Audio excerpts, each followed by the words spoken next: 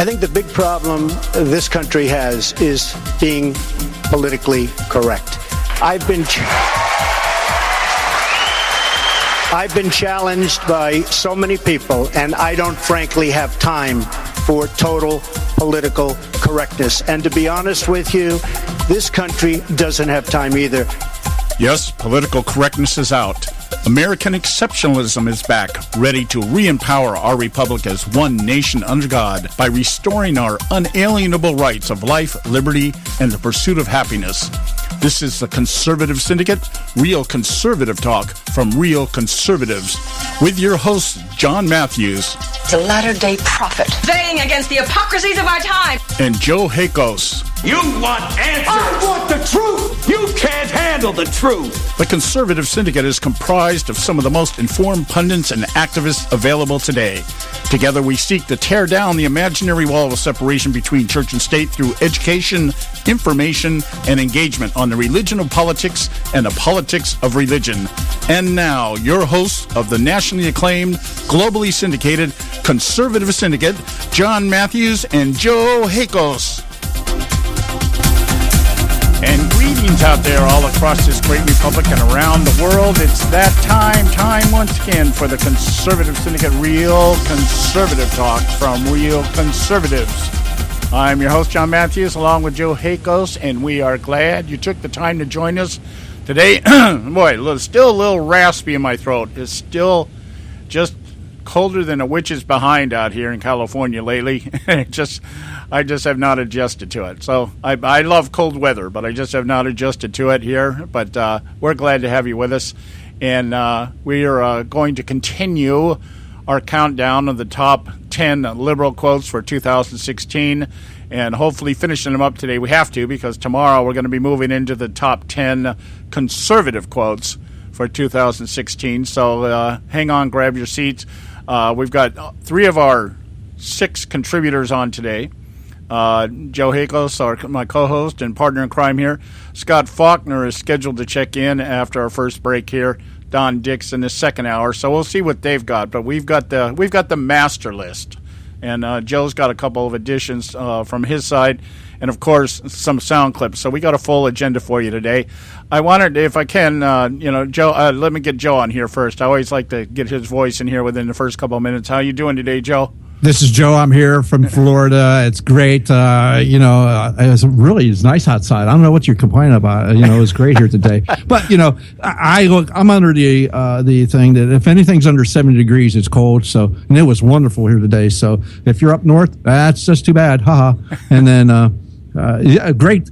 It's we are, John. I'm still a little giddy about November 8th. So sorry. That's no problem. In fact, today I put on the dry report on the Facebook thing, the dry report page.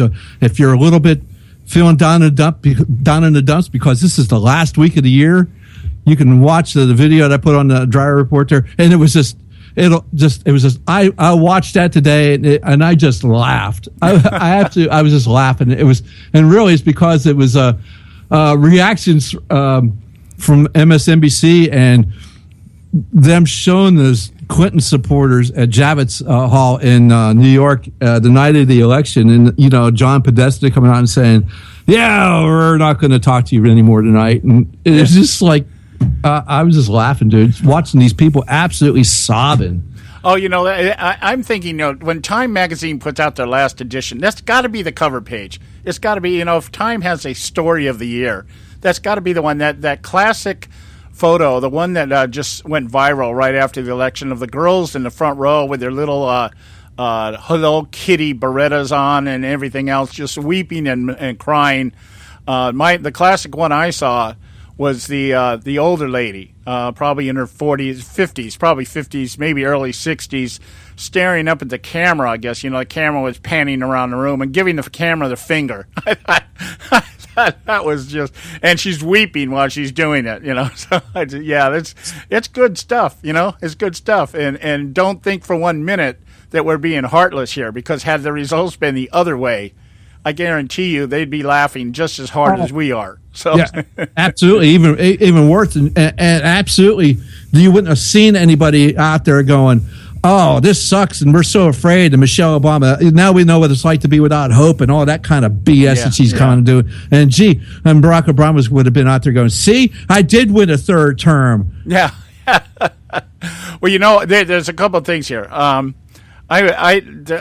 got into one of these fervent social media conversations again today. I posted something on my Facebook page regarding an article that came out on CNN, I believe it was, by Robert Reich. And basically what he's out there doing is he's... the former, wasn't he like Treasury Secretary? Yeah, he was, I think, a Treasury Secretary under Bill Clinton. And he's talking about the fact that Donald Trump is out here on his thank you tour. And he's talking about how Donald Trump running around here giving this thank you tour is the equivalent, is signifying or giving us a signal that Donald Trump intends to be a tyrant, that he's going to feed the base, the people, the followers, the true believers of Donald Trump. And I'm getting a kick out of this thing because I'm thinking everything he says exemplifies everything Barack Obama's been doing since he came into office. It was just an amazing, just a absence of memory, or just outright denial or whatever. But he's talking about how he's been going around to all the states, and of course the people that are coming to the Trump rallies are the same ones that came to the Trump rallies during the campaign, and they're all mostly white, and they're out there chanting lock her up and all this other stuff. And he's talking about how Obama's using this. Is he going to continue to do these rallies? This is a sign of a tyrant. And I'm sitting there going, Jesus, where have you been for the last 8 years? I mean, Obama, that's been his whole administration. Absolutely. Look at what he did. If there was a coronation the last time, or immaculation, as you put it, that was Barack Obama, especially in 2008. It was like 6 weeks of parties. Congratulations to Obama, blah, blah, blah. Well, listen to, I just want to read you the last 3 paragraphs of this thing, real short. Oh. It says, in short, the rallies and tweets give Trump an unprecedented platform for telling the big lies without fear of contradiction, and therefore advancing whatever agenda he wishes. It's no coincidence that Trump continues to denigrate the media and hasn't held a news conference since July. A president intent on developing a base of enthusiastic supporters who believe bold-faced lies poses a clear threat to American democracy. This is how tyranny begins. And I'm thinking, man, you just described the Obama administration to a T. I mean, what Obama? Yeah, so he would come out and have a press briefing, right? And he would get what's his name, Ben Rhodes, come out and absolutely tell us false material, i.e., the Iran deal. Yeah. They would absolutely bold-faced lie to your face. Yeah. But that was okay because they came out and they at least engaged the press. Yeah, well, the firestorm over this, as I said when I posted the media, the firestorm is that the liberals came out en masse against me, telling me that, well, there's nothing unfactual about the article. Everything they talk about Trump, he did. I'm saying, you guys are not listening to what I'm saying. I don't care what Trump is saying at the rallies. I don't care what Obama said at the rallies. The point is the media is trying to paint Trump as something that they never tried to paint Obama for, doing the same thing. Yes. This is called fake news. This is what fake news looks like, folks. It's that you're going to put something out there to plant an idea, to advance a narrative with no substantive proof or evidence of what it is you're saying. It's pure propaganda to get you to think that, yeah, Trump's a tyrant. That's the thought behind it. It's not, don't take that moment and say, hey, that's all. In fact, Obama's in Hawaii still doing it. Still holding press conferences. I could win a third term. I could beat this guy. Yeah. and I just read another article on Fox News today. Nearly 1,000 seats, Democratic seats throughout the country during his 8 years were lost by the Democrats. Yeah, let's see. The Democrats hold... they haven't had this many offices in power since 1928. That's how bad it's been for the Democratic Party. And the firestorm that is Barack Obama and what he's set to the Democrat Party is just, oh my goodness, darn! I couldn't have done it any better myself. If it had been me, there'd be no Democrats in power. But that was, well, we can't just have that. Can we? We have to have somebody on the other side, right? because we just can't have, as James Carville put it, we're going to have one party rule. Oh my God, it's the end of the world. And so it's just kind of funny that, I just remember 2008, and that's exactly what it was. And no one seemed to be screaming except, people like me and you, John. Yeah, well, 1,042 state and federal Democratic posts were lost. They went from 55 in the Senate to 46, at the House from 256 to 194, and governorships from 28 to 16. And Obama's telling us, I could have won a third term. Okay.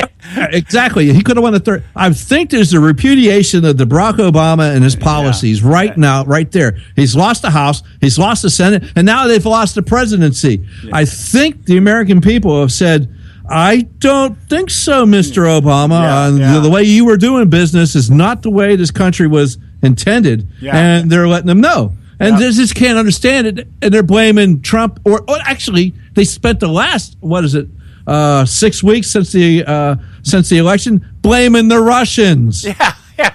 Well, there's another one. That's another story. We'll talk about it real briefly after the break here. Another story that's breaking right now that I think is going to get laid on the Russians too, and it has to do with Israel claiming that they have evidence that Obama was behind the UN resolution. That was okay. So I'm thinking, the Russians must be at it again. But meanwhile, we got to go to break here. We're coming up we're past our first break time. We'll be right back. Stay with us right here at the Conservative Syndicate. Don't go away. A healthy attitude toward politics will always be relentlessly cynical. TheConservativeSyndicate.net, doing our part to keep America healthy. When our water heater broke down last month, it was a nightmare. It took 5 hours for the plumber to show up, and he charged us a couple of $100 just to come out. Then it cost another $1,800 to put in the new water heater. By the time it was all said and done, I felt like I'd been taken. But what else could I do? The smartest thing you can do is get a home warranty from American Residential Warranty. Their home warranties pay to repair or replace all your major appliances when they break, and they will break, and at the worst possible time. Call American Residential Warranty right now for free information on home warranties starting at just pennies a day. Don't wait for your refrigerator to stop running or your ceiling fans to stop turning. Call American Residential Warranty right now. Ask how you can save up to 50% on washer and dryer coverage. Just call 1-800-790-5960. That's 1-800-790-5960. Again, 1-800-790-5960. Call now. Limited time offer, 24-month commitment and credit qualification require cancellation fee, auto pay, and paperless billing and other restrictions apply. If you can't see the difference, why pay the difference? Switch to Dish for the best deal in entertainment. Only Dish brings you the best in entertainment for less than $20 a month. Cut the cable and don't get directed. Switch to Dish because at just $19.99, Dish saves you every time you turn on the TV. It's so simple. The same channels cost less with Dish. So since you can't see the difference, don't pay the difference. Switch to Dish for the best deal in entertainment. Get premium movie channels free for 3 months, starting at just $19.99. Dish saves you every time you turn on the TV. Call now to save with Dish. Dial 1-800-600-1645. That's 1-800-600-1645. The same channels for less than $20 a month. Dish. Call 1-800-600-1645 for details. Hey folks, if you're like me, you don't place a whole lot of trust in today's media for the real truth and facts regarding the volatile world of finance and politics. When I want the real scoop on money, I go to the most trusted source I know, my good friend and colleague, Bob Cardoso. Bob is a noted expert with a PhD in international finance who airs his nationally known, globally syndicated show, Robert Cardoso Live Daily, Monday through Friday, 3 to 5 p.m. Pacific Time.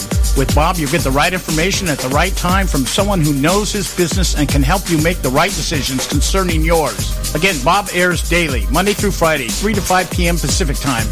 Visit his website at robertcardosolive.com for information regarding stations and topics. That's robertcardosolive.com. Check Bob out. You'll be glad you did. Attention taxpayers. If you've received a notice from the IRS or state, do not ignore it. It's also a big mistake to try and handle your tax problem on your own. If you owe back taxes, it's a fact that the government has the power to take everything you own, including your home, business, wages, savings, and your freedom. But here's the good news. There's a special toll-free tax hotline set up especially for you. This tax hotline will tell you about new programs that are geared to help you dramatically settle, reduce, or eliminate what you owe. But you have to call now. Take down this number or put it in your cell phone. But call 866-761-0959. 1-866-761-0959. When you call, you get free information on how you can reduce or eliminate back taxes, including penalties and interest. You can also be helped if you have unfiled returns, a tax lien, wage garnishment, bank levy, or if you have been entered into a payment plan but can't make the payments. Don't make the big mistake in thinking you can ignore or handle your tax problem on your own. You can stop the collection process immediately. Call this special tax hotline today for free info at 1-866-761-0959. That's 1-866-761-0959. 1-866-761-0959. Middle America doesn't have an anger problem. It's got an idiot problem. The Conservative Syndicate, doing our part to eradicate the disease of idiocracy.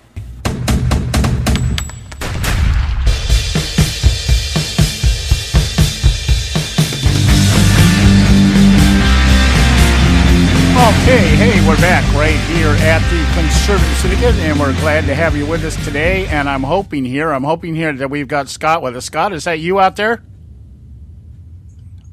Okay, he's not coming in. Not coming in here. Let's see if we can add him back on. Tried to add him to the group, and didn't work. Okay, well, let's see what we can do here getting him on here. While we're at that, let's start at number 7, Joe. If you do that for me here, and I'll see if I can get him on the horn here for us.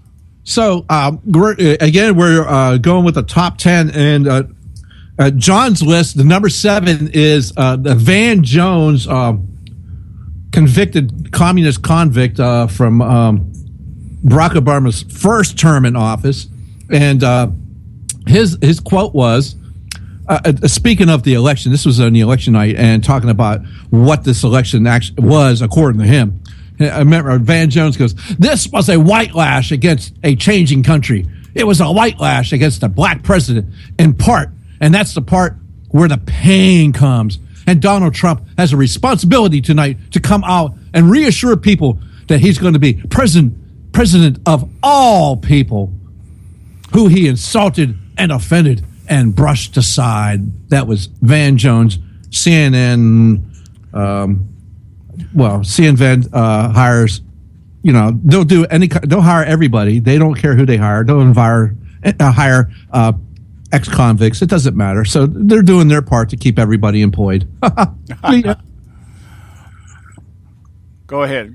Keep going. We're not going to be able to get Scott on here for some reason. Not hooking up here. Oh, really? Well, that's yeah.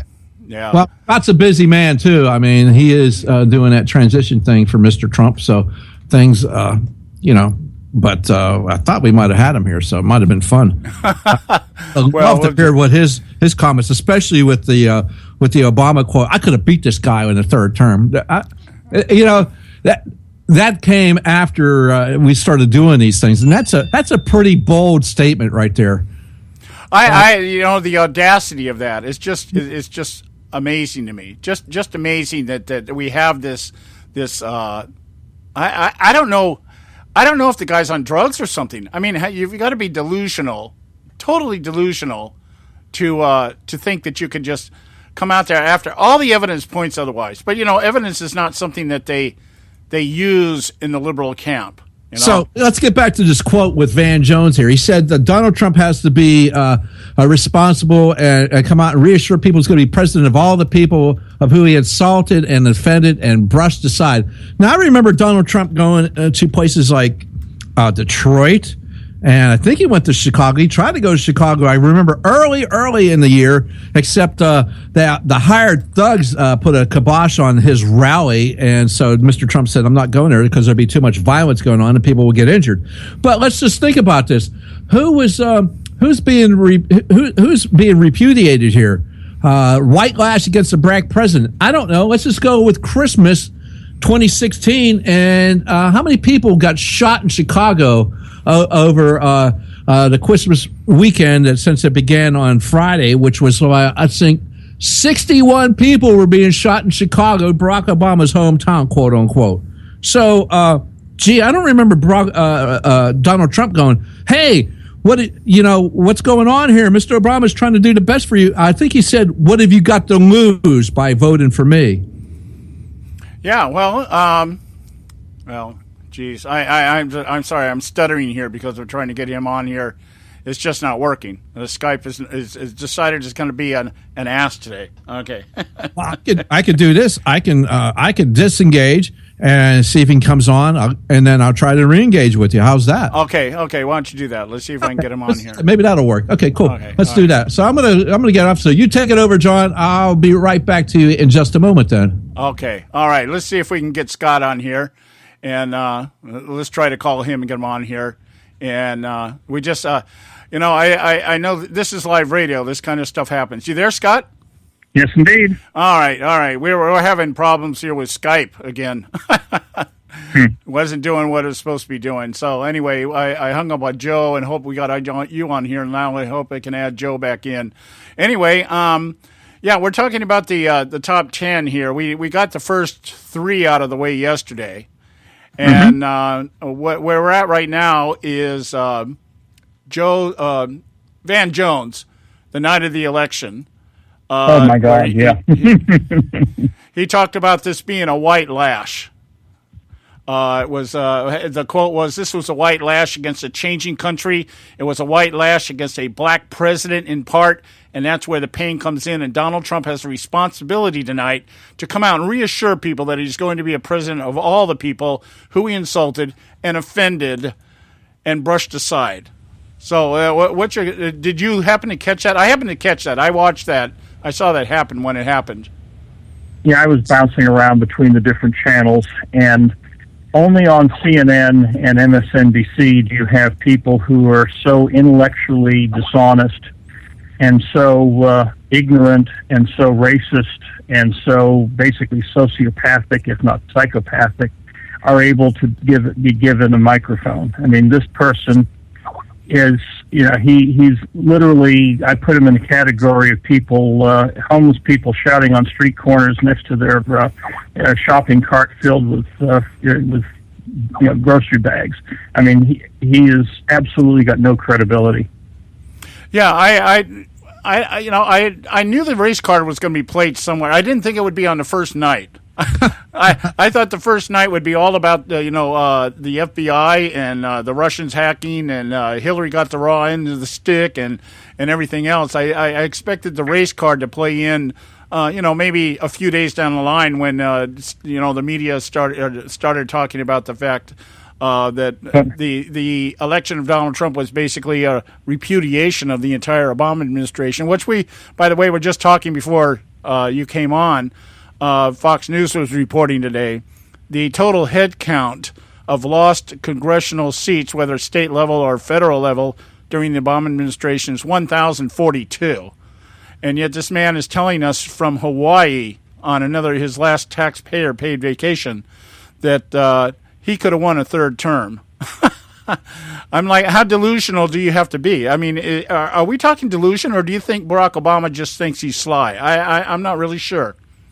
Well, the whole issue is, and it's so much fun reading on Facebook that as soon as Van said that, a number of my Facebook friends said, "I didn't know Hillary was black." I mean, there is absolutely, the race card is an insane card to play because they were playing the woman card, they were playing every card imaginable against Trump, and so this whole thing of that it was a white lash is just, again, only on these left-wing cable stations is somebody as completely out of touch with reality as Van Jones even given a moment of airtime. That's pretty bold there, Scott, to call CNN a left-wing station like that. I mean, I remember it was CNN used to be like, I remember watching the first Gulf War and CNN had it on, you had to watch it and you could see it on CNN, and it was crazy. Now it just shows how far they've come into the abyss of leftism. And it's also sad because even on breaking news, I mean, go back to the Boston bombing with the Tsarnaev brothers. I mean, they had it wrong from the start. I mean, even on the breaking news that CNN used to be the best at, they just get everything. Look at Baltimore and the riots there. They're completely on a different planet now. Well, there's something that occurred to me earlier today, actually between today and yesterday. A couple social media storms on my Facebook page about some things that I posted. And one of them that I had posted today was this story or this commentary, this blog by former Treasury under Clinton, Robert Reich, that Donald Trump's victory tour around the nation right now is his a sign that he is going to be a tyrant. And talking about the fact that he's basically feeding more propaganda to the true believers that followed him and elected him, but it plays more. And one of the operatives, Republican operatives, so a friend of mine out here in California, real hardcore operative type, and we don't see eye to eye on a lot of things. He's one of these guys that think Jeb Bush is a great guy, that kind of stuff. So we don't see eye to eye on much of anything. But anyway, he was telling me you can't listen to CNN, you can't listen to these stations because they're it's all about fake news and this, that, and the other. And I'm saying, well, if you don't know what your enemy's doing, how can you be out there operating? How can you be out there telling people what to do and what to say? And lo and behold, I post this article today about Robert Reich, and he comes out and tells me, well, I've actually met with the guy. I've eaten lunch with him a couple of times. He's a pretty nice guy. And I'm like, okay, well, you just told me not to trust CNN, and now you're telling me the guy that's on CNN is a nice guy. I mean, does anybody get anything right anymore? I mean, the unfortunate thing with Reich is he is a very intelligent fellow, and some of his historical analyses dealing with globalization and labor issues are actually very, very solid. It's just that what he extrapolates from there into policy pronouncements are usually loony. But his basic, when he's talking just analytically, actually some of his stuff over the years, before he went into the Clinton administration as Secretary of Labor, is actually fairly solid stuff. It's just that as I guess he's aging, or he's falling more and more out of the academic world that he came from and into the political world, he's just gotten, again, more detached from reality. But some of his earlier books are actually fairly well written and worth reading. Well, what happens to these guys, Scott? I mean, you've been around people like this doing what you do. What happens when they seem intelligent, but yet everything that they claim to believe in is idiocy? That seems kind of oxymoronic to me. That you're intelligent. What? Because you can articulate stupidity better than the other person? I think in part they get into an echo chamber, and so everyone around them is either as liberal as they are or even more liberal than they are. And so at some point they think that the only people who are not living in caves are people who think like them or even think to the left of them, and they keep tailoring their message accordingly, and they keep validating their biases out of that bubble. And so the result is they just get more and more detached from reality. Well, can we go as far as to say that's pretty much what happens to anybody that comes into Congress? I mean, my theory has always been that anybody goes into politics always goes in with pure intent, or for the most part. They go in, whether they're screaming left liberals or extreme right anarchists, they go in with the idea that their ideology or their beliefs is the right way to go, and they're pure in their intent. But then somewhere along the line, it gets warped or perverted into, if we have to lie to get what we want, that's okay. If we have to destroy somebody's life, that's okay. The ends justifies the means. And that seems to happen to all of them. I mean, regardless of what party they're in. Actually, well, when I wrote my book, Naked Emperors, about this, I said about 20% across the political spectrum, across liberal, conservative, Republican, Democrat, remain true to themselves and to the people who put them in office. And I call them the institutionalists, because they're the ones that keep our democracy and our different components of Congress and the executive branch going. And if we ever fall below 20%, God help us. If in an ideal world, we would be nice to notch up to 25 or 30%. But whether you look at, I use Steny Hoyer as an example. Yes, he's a total liberal, but he's honest. He was sent to the Congress by liberal people. He's true to himself. He defended my reforms when I was up there on the Hill because he realized the swamp needed to be drained in terms of operational corruption. And then I look at someone like Frank Wolf, who just retired this last cycle, who, actually 2012, who had been in Congress since 1980, and he was the first one to go to Darfur. He's a Republican. He was always saw the person that if someone's having a drug problem or marital problems, either party, he was like the internal padre of the House, where people would come for kind of moral guidance and coaching. And so he stayed true to his constituency right to the end. And so here's two people who are part of that 20%. Right. But the other 80%, you go from total perverts, drug addicts, corrupt, to people who are just simply complicit, looking the other way, and are just as bad because they're not blowing the whistle on everybody. Yeah, that's the danger in all of it. And here we have the media is all of a sudden concerned about all this stuff. They've ignored it for the last 8 years. So all of a sudden now it's a big concern. We got to go to a break. We'll be right back. We've got Scott Faulkner with us today, and of course Joe Hakos. And stay with us right here at the Conservative Syndicate. We'll be right back.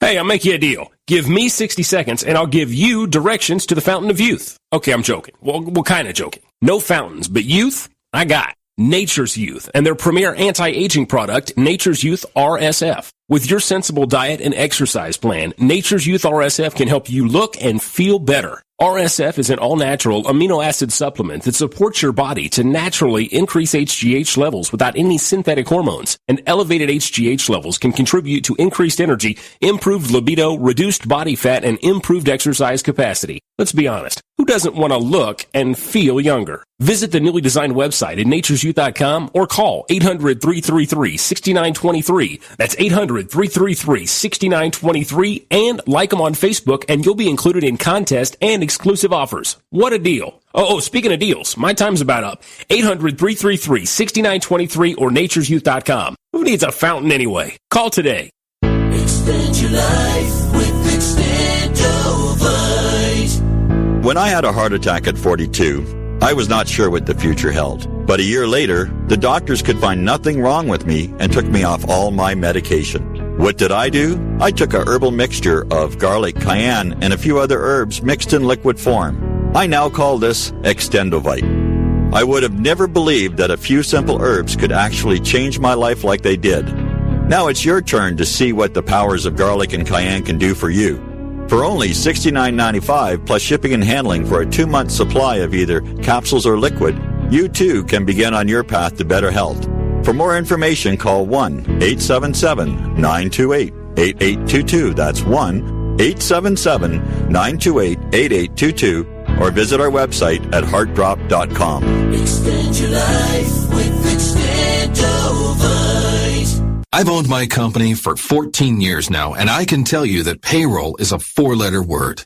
I hate doing it. It eats up hours I don't have, and it costs me money I could be saving.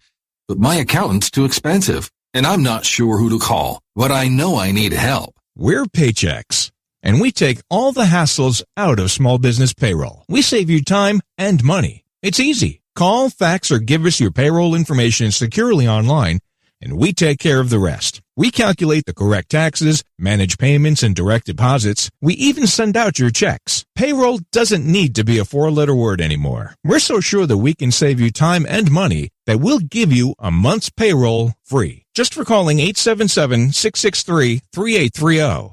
Get 1 month's payroll for free. Call Paychex right now. 877-663-3830.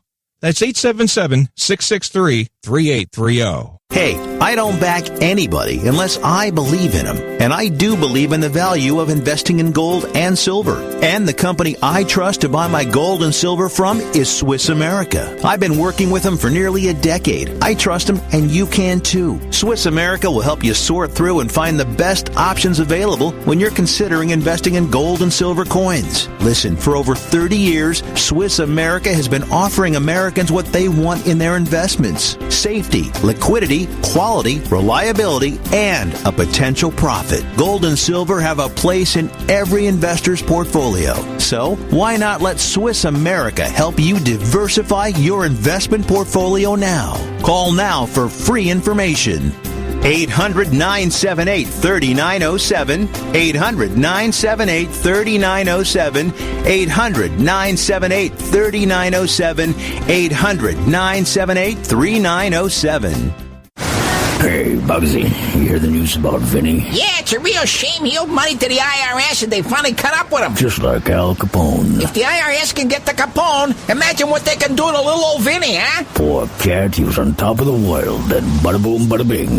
What Vinny needs now is an offer he can't refuse. Hey, you got a tax problem? Does the IRS claim you owe them a bunch of dough? They can get you too. So call the tax relief line now and learn if you qualify to negotiate your $10,000 plus IRS tax debt for up to a 75% savings. Don't be like Al or Vinny and get busted. Make this free call now. Learn how you may be able to pay the IRS less. Call now. 866-657-8474, 866-657-8474, 866-657-8474, 866-657-8474. Bunch. The Conservative Syndicate.net, exposing weapons of mass distraction.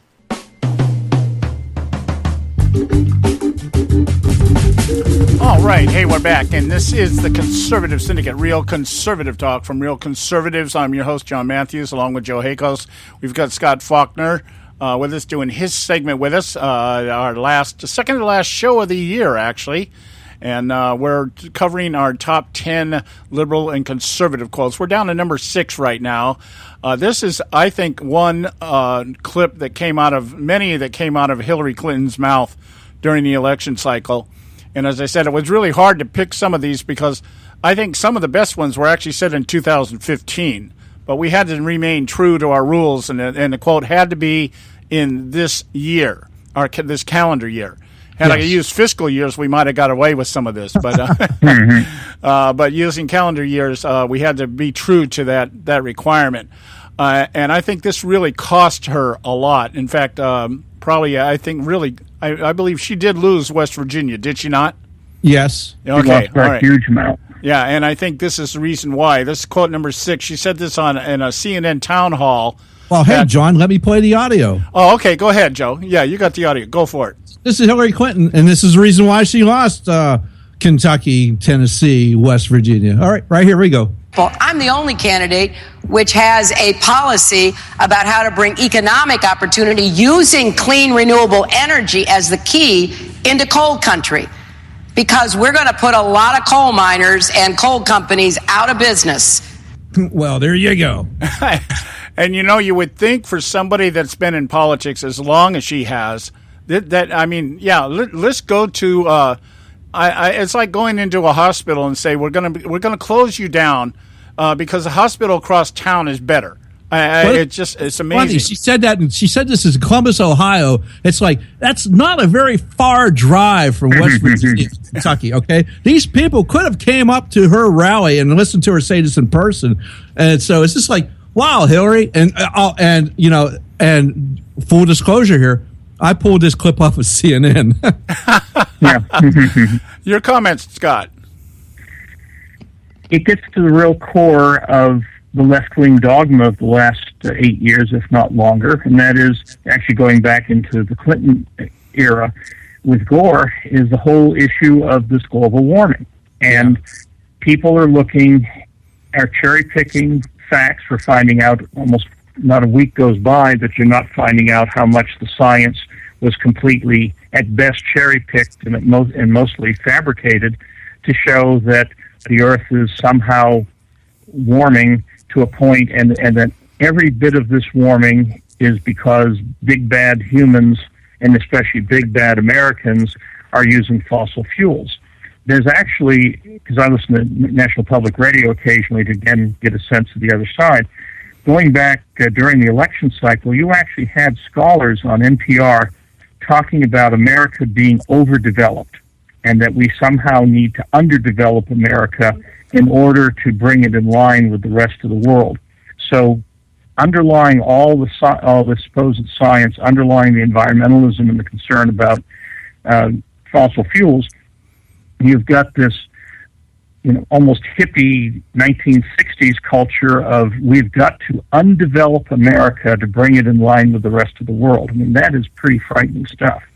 Yeah, it's almost like let's all go back to the days of Woodstock. Everything is organic and natural. And this, I wanted to ask you along this line, Scott, because you said something here. The underlying theme or thought behind this kind of stuff fits very much into the liberal narrative that basically, I think the phrase or the movement that I hear about a lot is the Agenda 21. It's the replacing of U.S. citizens with foreigners who are used to being under tyrants, and therefore they'll accept everything. But I've always been a proponent and spoken about it on the show a lot about a concept called creative destruction. Have you ever heard of that? Oh, yes.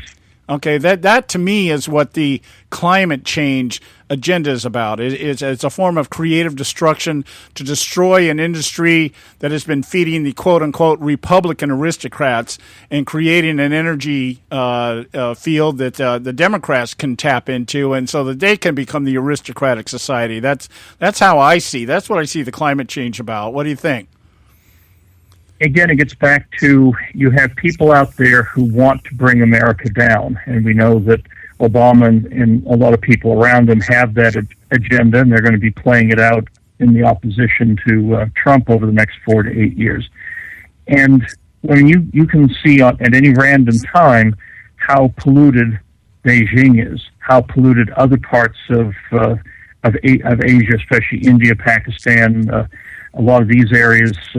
You just can't see things that you could. I mean, it's just incredible the amount of pollution over there. Yet we're the ones who are supposed to be cleaning up the whole world.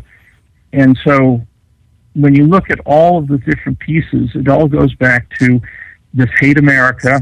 These people who think that the Venezuelas, the Cubas, the old Soviet Unions, China during the Cultural Revolution were somehow these wonderful nirvanas that discovered the true essence of humankind, and that they're onto the right thing, and we big bad Americans are on the wrong track, and it just weaves through all of this. The only way to explain this and for people to overlook things that are facts is to explain it through this prism of a basically communist left-wing dogma.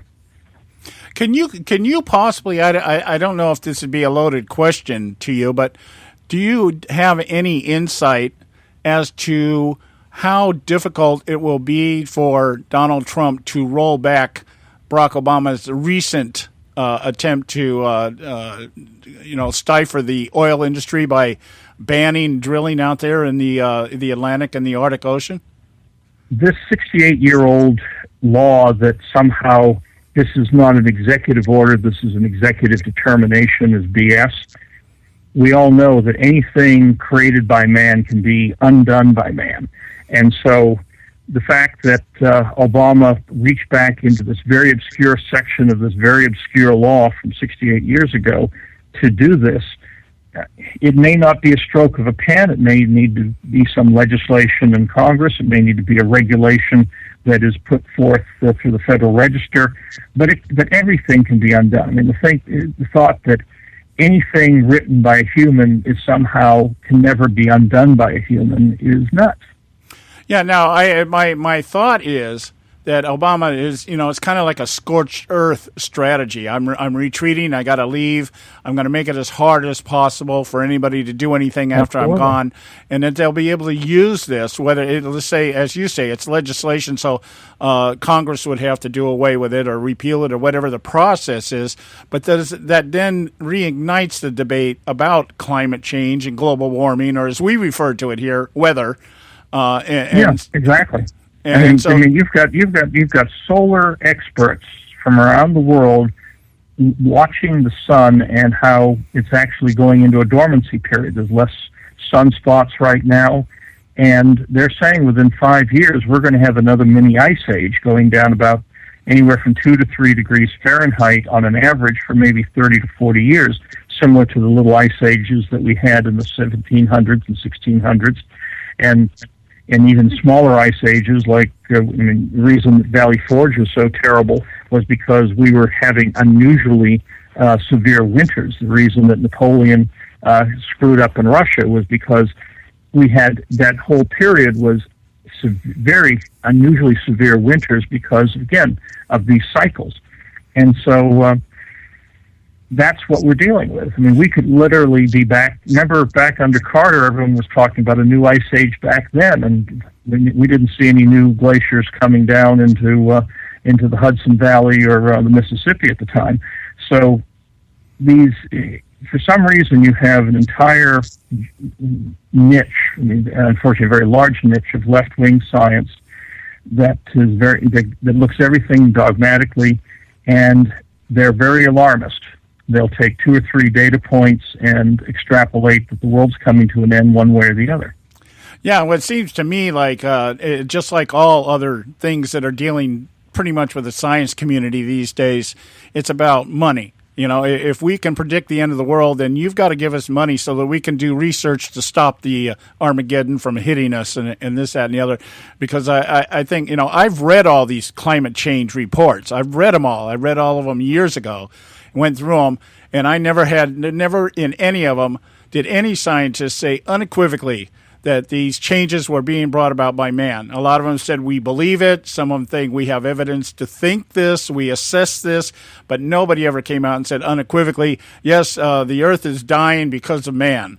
And it's amazing to me that these people would actually think that the size of the earth, not only in the solar system, but in the entire universe, affects what's going on with the sun. I mean, it just defies any real logic in my mind. And how are you going to regulate the sun? I mean, come on. It's asinine. We got to go to a break here, a short break here. We'll be right back. We've got Scott Wagner and, of course, Joe Hakos. Stay with us right here at the Conservative Syndicate. We'll be right back. There is an old saying, children should be seen but not heard. At no time is this more apparent than when politicians speak. TheConservativeSyndicate.net, the adults in the room.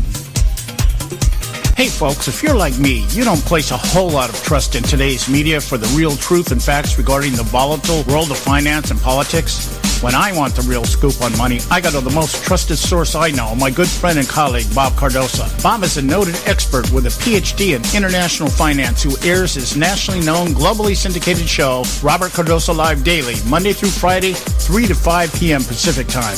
With Bob, you get the right information at the right time from someone who knows his business and can help you make the right decisions concerning yours. Again, Bob airs daily, Monday through Friday, 3 to 5 p.m. Pacific Time. Visit his website at robertcardosolive.com for information regarding stations and topics. That's robertcardosolive.com. Check Bob out. You'll be glad you did.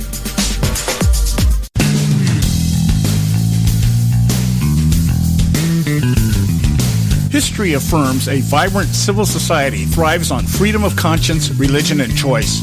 Any society absent these qualities stifles individual responsibility and accountability, thus enslaving its people by denying them their potential for goodness, creativity, and altruism.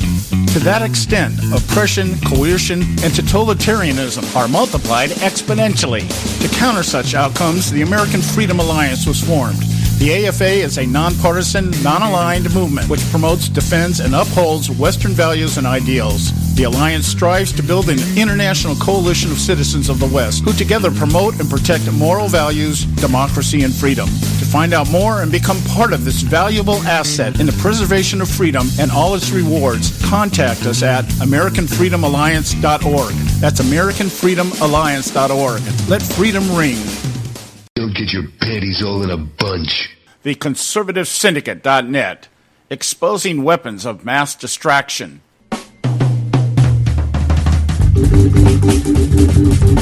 All right, hey, we're back. The Conservative Syndicate, real conservative talk from real conservatives. Visit our website, theconservativesyndicate.net, if you want to pick up the archive of this show or any of our shows. You might want to listen to this over the weekend in sequence. We started our top 10 countdown yesterday, and we're continuing it today. Tomorrow we'll probably get into the conservative sides. Right now we're talking about the liberals. We've got Scott Faulkner with us, doing his weekly segment with us. And I want to jump here to number 5 on our list, Scott. This is Hillary Clinton. And this has led, the reason I really picked this one is not so much about the fact that Hillary Clinton just flip-flopped completely on what she told America about the election results, but how it led into the narrative. See, I tried to pick these quotes that lead into other narratives or a larger narrative that fits the agenda of the left, which is always the end game is always to circumvent the Constitution, undermine laws, change the paradigms throughout the country as how we look at things, and basically help Barack Obama in his fundamental transformation of the United States of America. So number 5 here, she's at the debate. I believe this was the 3rd debate, and right. Chris Wallace had asked Donald Trump. And by the way, never asked Hillary Clinton, but asked Donald Trump if he would accept the results of the election, regardless of whether he won or lost. And her response, after Trump said maybe, her response was, this is the next day. I believe this was the day after the debate. It was horrifying what he said on the debate stage tonight. Okay, it was the same night as the debate. I'm sorry. Our country has been around for 240 years, and we're a country based on laws. And we have hot, contested elections going back to the very beginning. But one of our hallmarks has always been that we accept the outcomes of our election. We do the best we can to have free and fair elections, which we do, and somebody wins and somebody loses. I mean, Hillary flip-flopped in almost everything in her campaign to pander to the demographics that she thought she needed to win. But this has got to be the number 1 flip-flop of the year, don't you think? Oh, absolutely. It gets back, as you say, you correctly say, these go to larger themes. When you look at the 1980s, where the Republicans, thanks to Reagan, and then really Reagan's 3rd term in 88, we shellacked the Democrats. So 489 electoral votes, 525 electoral votes, 426 electoral votes, right in a row. And the Democrats were on the ropes. And so they discovered a way to try to delegitimize Republican victories. And so in 1988, which was the last time Republicans really had a huge landslide, they said, it's all about Willie Horton, it's all about racism, it's all about Lee Atwater being this horrible person doing these things to poor little Dukakis. And then in 2000, when Bush squeaks through, you had all these bumper strips about, unre-elect Bush, and he's not our president, and the delegitimizing, and then here again with Trump getting the most electoral votes since that Dukakis-Bush race of 88, Hillary getting the least number of Democrat electoral votes since the Dukakis-Bush race of 88, and all of this is about delegitimizing to try to either make him stay his hand or to somehow keep their coalition alive so that they can run Michelle Obama in 4 years. Yeah, the arguments that are being presented out there about the Electoral College, and I love the fact that everybody on the left was quoting Hamilton, that the the electors need to usurp this election because we got a maniac coming into the White House. But I one of the things I was pitching right towards the beginning of this debate, because that's what they wanted. They wanted this debate not necessarily to win this time around, but to chip away, because there's already been, I think, 12 states that have agreed, we're going to try to do something about this. But one of the things I had offered was the fact that according to the Federalist 68, most of the people that sit in the office of an elector shouldn't even be there, because one of the things Hamilton said was they should not be an elected official, and yet we find party heads, we find actual assembly people and stuff like it, people that are involved in the system as being chosen as electors. But the idea of reforming the Electoral College, if they can't eradicate it, and replacing it by representatives by district. And then now you get into the gerrymandering, and you can basically create a whole new set of superdelegates, basically. Is that how I'm reading that? Yes. I mean, you have the small states like Nebraska and Maine get away with that because they're small states. But underlying all of this, and this is where the mastery of the Electoral College, the mastery of the U.S. Constitution shows itself, if you peel away the urban areas of New York and Los Angeles, just those two, and the surrounding counties, the boroughs and all that, Trump wins by 90,000 votes. Yeah. Well, I did the math. On the Electoral College, a popular vote across the entire country. So for somebody who says, it should be popular vote, they should be asked, do you really want, of course, left-wing probably love it, but do you really want the urban areas of just two cities, New York and Los Angeles, determining the fate of the entire nation? That is the genius of the Electoral College. Yeah, I know. I did the math. I did one day. I sit here and I just sat down and spent about a half an hour going through doing the math. And as I said, if we just pulled out New York City and L.A., I think Trump wins by that 90,000. If we pull out the state of New York and the state of California, Trump wins by 3.5 million. So, yeah, the genius of the Electoral College was, and the intent, and the way the leftists have taken, everything that our founding fathers have said and spoken about and turned it around and bastardized it, perverted it, redefined it to fit their narrative. And I think this election, even more than the 2000 election, exemplifies what the Electoral College was designed to do. And that was to keep, the liberal urban centers from running the rest of the country. And you, again, on Facebook, because I've have a lot of people following me on Facebook, about 20-30% are liberal to moderate people, and some of them bringing up about, this is all based on slavery, and they try to commingle with the 3/5 rule and things like that. The ignorance that the other side is showing, or the intentional perversion of facts the other side is using, is just incredibly unseemly. Oh, yeah. Well, I'll tell you this. Over the course of the Christmas holiday, I was around several of my relatives that were actually are claimed to be conservatives, or at least Republicans. And we got into this conversation about the Electoral College, and I was the only one that understood it. Everybody else was kind of like, well, I don't know what the big deal about the popular vote is. And I'm like, and so I explained it. This is why it was.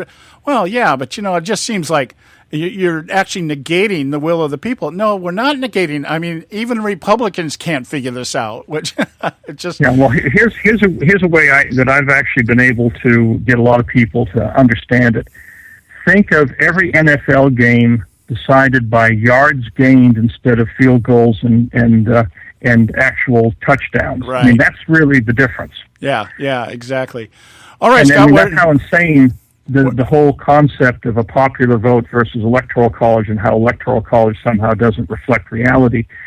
Because we know there's plenty of games where one team piles up a lot of yards and just never gets into the end zone. Yeah. And that's what it's all about. Yep. That's how the rules work.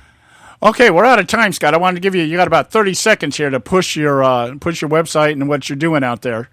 Sure. Well, my website is http://citizenoversight.blogspot.com, and it provides ongoing opportunities for people to understand waste, fraud, and abuse in the government, how a normal individual can hold power accountable at every level, from county towns to state to the federal government, giving examples of the waste that's out there, giving examples of normal people doing things in their community to, again, hold power accountable and keeping our democracy alive and well.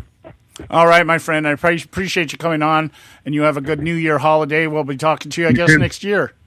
Fantastic. Have a happy 2017, and we'll talk to each other soon. Okay, guys, time for the Edwards Notebook. Pay some bills. We'll be right back. Stay with us. America being plagued by slobs or liars.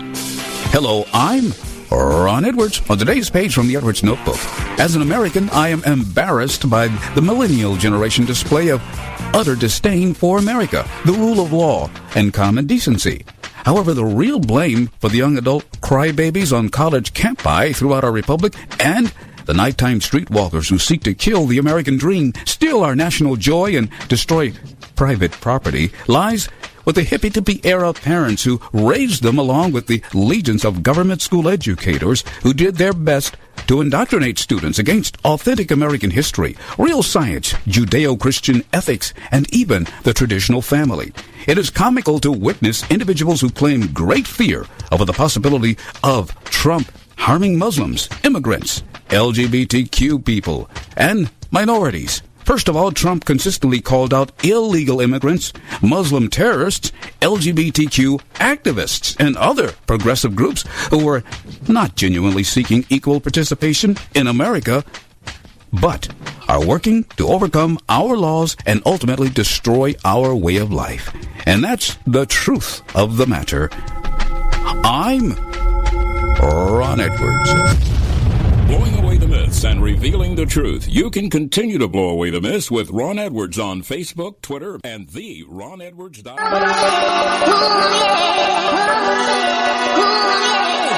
You can catch all our archives at theconservativesyndicate.net. The Conservative Syndicate. Real conservative talk from real conservatives.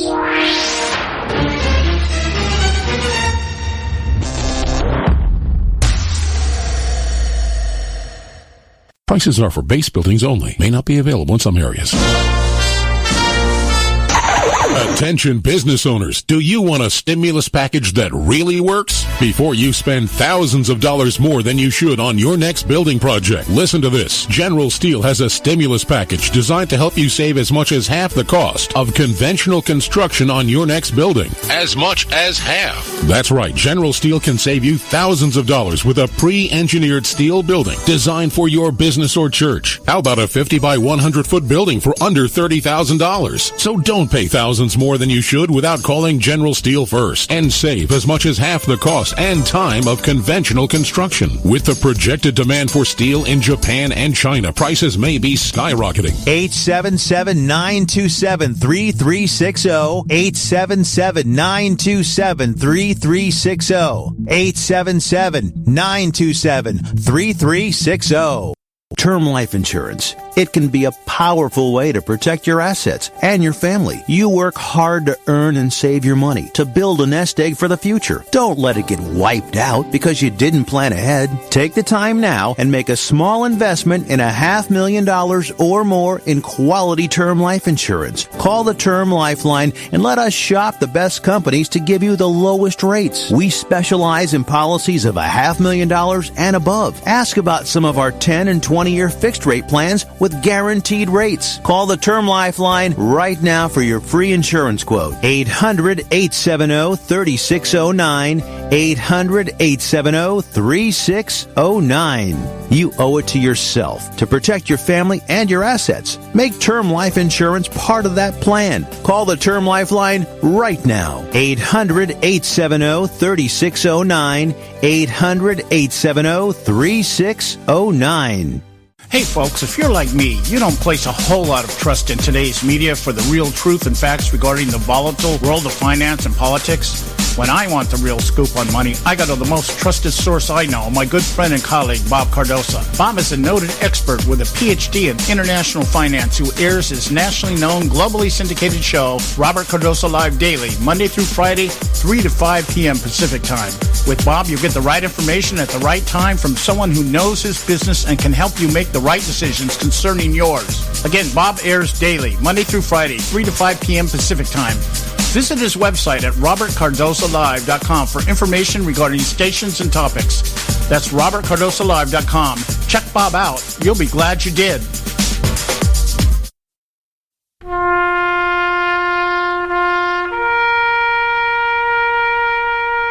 Read something recently worth thinking about. It's the soldier, not the campus organizer, who's given us freedom to demonstrate. It's the soldier, not the reporter, who's given us freedom of the press. It's the soldier, not the poet, who's given us freedom of speech. It's the soldier who serves under the flag, who defends the protesters' right to burn the flag. Isn't it time now to demonstrate that we support our troops? Were it not for the brave, there'd be no land of the free. Fred Thompson's message was brought to you by citizensunited.org.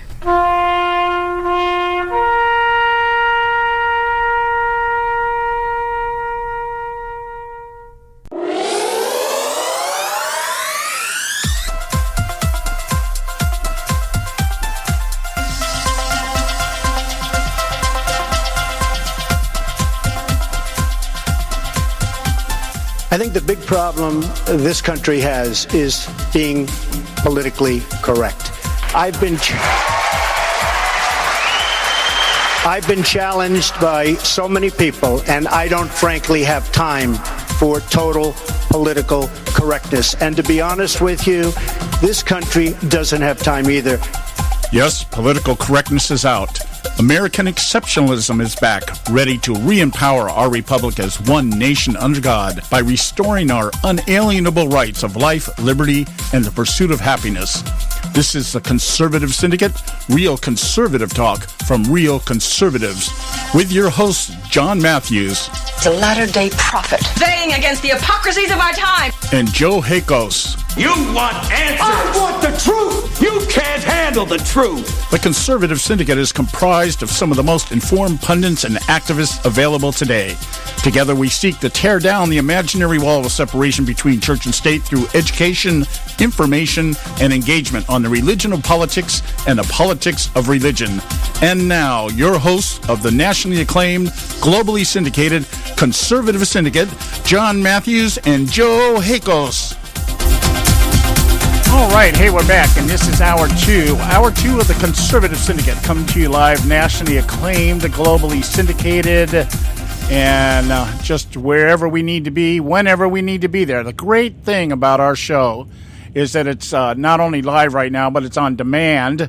You can go to any of our 7 affiliates out there right now, and go to our website, and you can hear the show the archives, podcasts, or go to any of our other affiliates. Make one of them your home where you go on a regular basis. We don't care which one. They're all good, but make it a point. Make it a point. Okay, so I wanted to just kind of sew up a little bit on this conversation we were having just before the end of the last hour with Scott Faulkner on the Electoral College, because that's why I pulled the quote out about the use of the election. Hillary Clinton talking about in the last debate how horrifying it would be if Donald Trump refused to accept the election results, because that's what we are. That's what, our system is so pure and so what's the word I'm thinking of? So exempt from any tampering, collusion, or corruption, because, the Democrats are so exempt from all these things. Okay. That the system is so pure that we should just, in a democracy, not a republic, in a democracy, we should just accept the results. Well, thankfully, we're not in a democracy. Yeah, and it's that, that's the key word. You've got to listen to it, because I'm seeing it more and more now in the debates and the arguments and the talking points and the narratives, is they're trying to change the paradigm and successfully, somewhat successfully, the paradigm of being a republic, of the individual representation through elected officials, to a democracy, which is basically the squeaky wheel gets the grease and the mob rules. And so, the voice of the common person is basically either sequestered or ostracized or even destroyed when necessary to carry the will of those who make the most noise. That's really what it is. the crying tantrum, the kid in the room throwing the tantrum, gets the candy bar at the expense of everybody else just so he'll shut up, that kind of thing. As we mentioned briefly, there is a move to undermine the Electoral College, and it's been going on for quite a while. It was actually even before Bush Gore election in 2000, which really brought this thing to a head in the minds of Democrats everywhere, that the election was stolen, because, that kind of thing. And I have this article here. I just want to read you one paragraph out of it to kind of close this thing up, because to see how this is going. The argument, of course, being that Hillary got more popular votes than any other president in the world, I guess, that kind of stuff, in terms of the gap or the margin between her and Donald Trump. And we know that actually she had the least amount of electoral votes of any candidate since a long time. 1988, I believe, is the last time a candidate got that so few electoral votes. Only 57 districts. We did the math and told you, if you take away California and New York from both candidates, Trump walks away with 3.5 million rather than 2.5 million that everybody's all excited about with Hillary Clinton. But there's a blog that came out from John Conyers. Remember John Conyers? John Conyers, that we don't have time to read the Obamacare bill because we need lawyers for that. It's too complicated for us. That kind of thing. Not the Nancy Pelosi, you got to pass it to see what's in it. Conyers is like, we don't need to know what's in it. We don't even need to read it. It's too complicated. And he puts out this blog about the need to eradicate the Electoral College. And I'm going to just read you the last paragraph here in the time that we have here. We got to get off into breaks here, this short segment here. However, other options are available, with 11 states accounting for 165 electoral votes have already entered into an interstate compact to cast their electoral votes for the national popular vote winner. When did that happen? Well, this has been going on over a number of years, actually. Okay, but there's California and New York joined it this year after what's going on down here. But it's been going on for a while now. Legislation to enter the compact has been recently passed by at least one legislative chamber in 4 states, potentially bringing us even closer to the 270 vote threshold needed for the interstate agreement to kick in. Now, here's my point, real quick. All of a sudden, the Democrats are worried about state rights. All of a sudden, it's what the states want. Yeah. Why? Because it works to their advantage. That's the thought here. That's the point, folks. With Democrats, they'll go along with the rules if it works to their advantage. You destroy the rules if it doesn't work to your advantage. And so all of a sudden, federalism is in again. Why? Because now we can go to things like gerrymandered districts as the electoral votes rather than selected or elected electors. We can change the way the states are doing things and basically centralize them more and put it more under federal government jurisdiction. I'm just curious, since this would be a violation of the Constitution, how they're going to present this argument. Well, they can try to present it if it ever gets anywhere. Thank goodness that Mr. Trump, and if he holds to his promise, he will select Supreme Court nominations that will put the kibosh on this the minute it ever comes out of an appellate court. Yeah, and that's the argument that Conyers offers us here. The Supreme Court has long held that the conception of political equality from the Declaration of Independence to the Gettysburg Address, the 15th, 17th, and 19th Amendment can only mean one thing: one person, one vote. See, they're so upset. They lost that Supreme Court. They could have done that. They could have done a Supreme Court. And that begs the question: one person, one vote. Who is dedicated to a person? Because these people are dedicated to persons. It's one citizen, one vote. Right. Oh, yeah. There you go. Very nice pickup on that. Okay. All right. We got to go to our break here. And when we come back, we should have Don Dix checking in with us just momentarily. Stay with us right here at the Conservative Syndicate. Don't go away.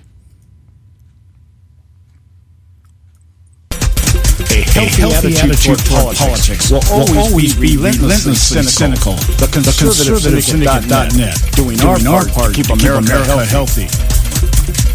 When our water heater broke down last month, it was a nightmare. It took 5 hours for the plumber to show up. And he charged us a couple of $100 just to come out. And then it cost another $1,800 to put in the new water heater. By the time it was all said and done, I felt like I'd been taken. But what else could I do? The smartest thing you can do is get a home warranty from American Residential Warranty. Their home warranties pay to repair or replace all your major appliances when they break. And they will break. And at the worst possible time. Call American Residential Warranty right now for free information on home warranties starting at just pennies a day. Don't wait for your refrigerator to stop running or your ceiling fans to stop turning. Call American Residential Warranty right now. Ask how you can save 50% on washer and dryer coverage. Just call 1-800-790-5960. That's 1-800-790-5960. Again, 1-800-790-5960. Call now. Limited time offer. 24-month credit qualification required. Cancellation fee. Auto pay. Restrictions apply. If you can't see the difference, why pay the difference? Switch to Dish for the best deal in entertainment. Only Dish brings you the best entertainment for less than $20 a month. Cut the cable and don't get directed. Switch to Dish because at just $19.99, Dish saves you every time you turn on the TV. It's so simple. The same channels cost less with Dish. So since you can't see the difference, don't pay the difference. Switch to Dish for the best deal in entertainment. Get premium movie channels free for 3 months, starting at just $19.99. Dish saves you every time you turn on the TV. Call now to save with Dish. Dial 1-800-600-1645. That's 1-800-600-1645. The same channels for less than $20 a month. Dish. Call 1-800-600-1645 for details.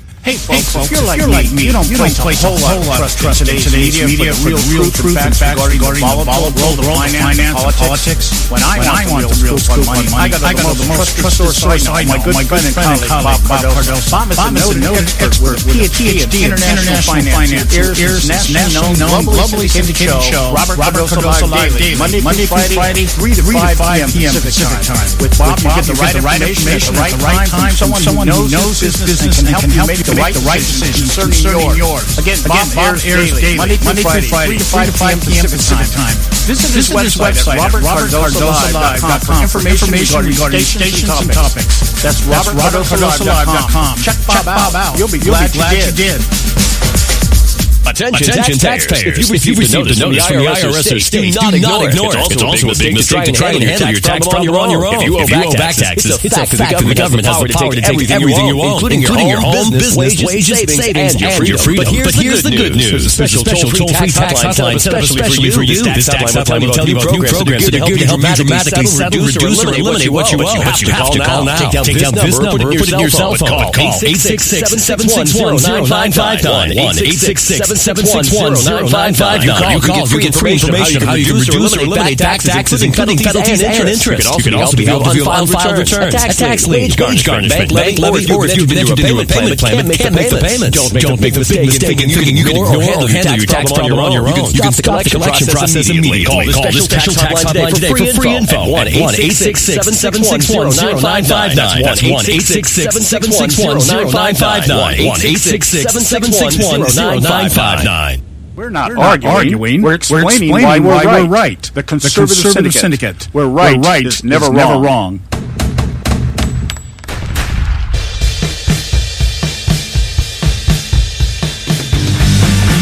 All right. Hey, we're back. We're on coming up here. We got Don Dix with us.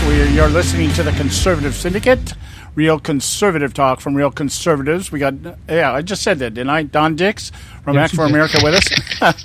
Oh, boy. Oh, you can never say that enough, John. Yeah, well, I know my mouth is moving so much faster than my brain today. I just, Don, you live right down the road from us. In fact, you live, I find it kind of fascinating that it's colder down south than it is up here in Orange County, on L.A. County. We were down in Corona over the weekend, Ontario.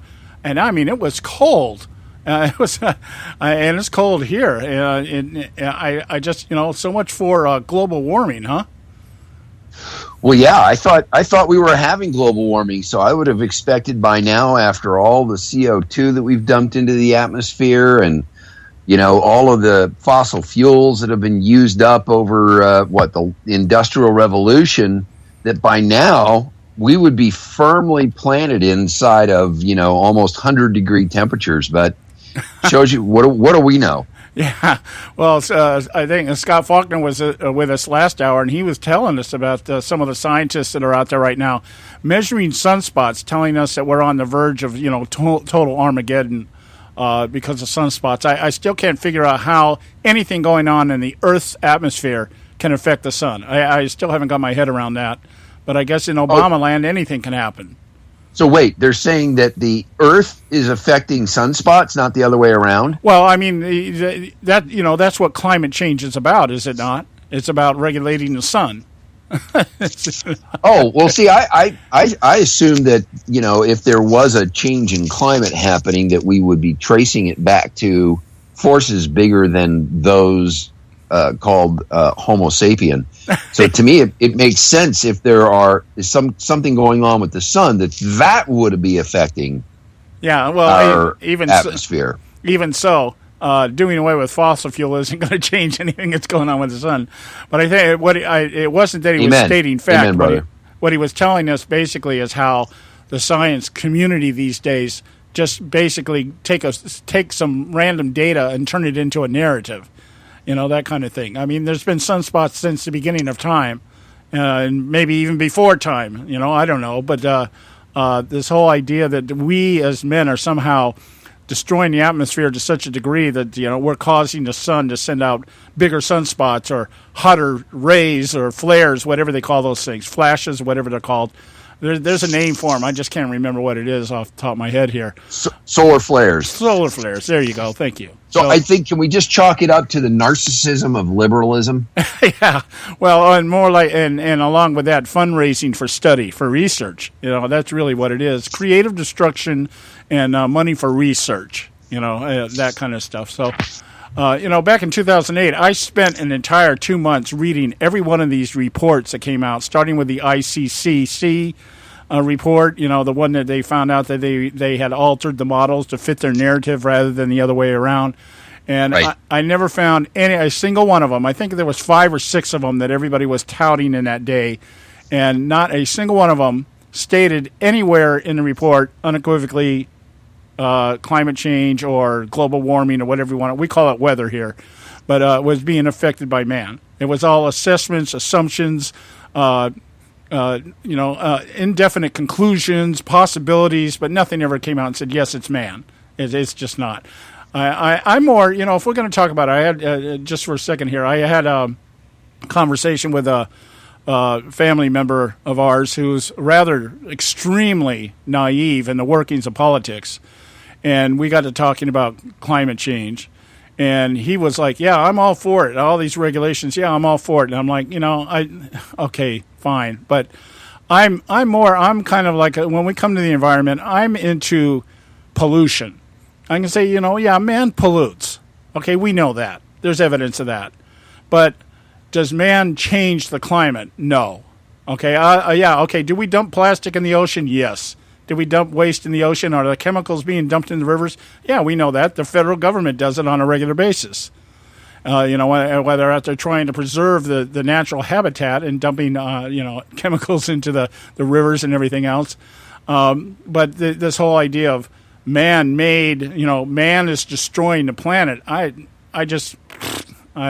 can't buy into that. I don't think we're that powerful, that kind of thing. Anyway, let's get into our top 10 with Don, and right now we're at number 4 on our list. And Joe, I did want to remind you, if you've got something on your list, I know your list is a little bit different than mine. Don't be afraid to throw it out there. Okay? Well, let's have Dawn throw something out there. That's be fine by me. Okay, all right. Well, let me throw this out there first. Favorite out here, and then we'll go wherever it takes us, and then we'll see what Don's got. Okay. Number 4 on our quote is about gun control. And as I said, I tried to pick sound bites that fed into bigger narratives. And this one, yeah, it's not just about gun control, although people try to make it that way. But she says, and this was during the debate, third presidential debate, and they were talking about the gun control, and her thoughts on guns being regulated. And, is that in line, or is that acceptable under the terms of the Second Amendment in the Constitution, which says gun rights shall not be infringed upon by the government? And they mentioned in particular the District of Columbia ruling, I guess, where they tried to ban guns to save toddlers or something like that. It was the Heller case, John, that the Supreme Court overturned. Okay, all right, there you go. Actually, I have that information right in front of me. I should be reading that instead of what I'm looking at here. So anyway, this was your quote is Hillary Clinton in the October debate, the third presidential debate. Right? Let's listen to Hillary Clinton in July of that year, just the end of July. This is Hillary Clinton about the Second Amendment. A fundraiser last year, you said this: the Supreme Court is wrong on the Second Amendment. Now, in the 2008 Heller case, the court said that there is a constitutional individual right to bear arms. What's wrong with that? Well, I think what the court said about there being an individual right is in line with constitutional thinking. And I said in the convention, I'm not looking to repeal the Second Amendment. I'm not looking to take people's guns away. But I am looking for more support for the reasonable efforts that need to be undertaken to keep guns out of the wrong hands. And the Second Amendment includes an individual right to bear arms. Yes, but that right, like every other of our rights, our First Amendment rights, every right that we have is open to and even subject to reasonable regulations. Okay, so open to and subject to reasonable regulations. So the part in the Second Amendment that says shall not be infringed is unreasonable, according to Hillary Clinton. Your thoughts, Don? Well, she really sums this up well. Every right that we've got is subject to reasonable regulation. Of course, who is it that determines the reasonable regulation that is acceptable? And this goes directly to some other things that are happening here in California. For instance, there's a SB 18, which is attempting to insert the government into parental rights, saying that, that there are all kinds of things that we have to make sure that children have access to. And it's who gets to determine what these rules are. And it all sounds real good. I mean, who isn't about saving lives, even though this past weekend, 11 people died in Chicago and 50 more were injured by handguns. Oh, by the way, handguns are illegal in Chicago. So how do we keep having in these urban experiments called, liberal ideological factories? How do we keep ending up with the exact opposite happening to their policies? They want to get rid of guns. Well, there's more gun crime. They want to get rid of poverty. Well, there's more poverty inside of cities so ultimately, these rights, they're inalienable. When we begin the march down, human beings can do whatever they want, which is the liberal mantra, identity politics. Don't tell me what to do. I'm in charge of my own life. We end up in this place where, an overregulated society piled on top of a groupthink that says we're all our own people.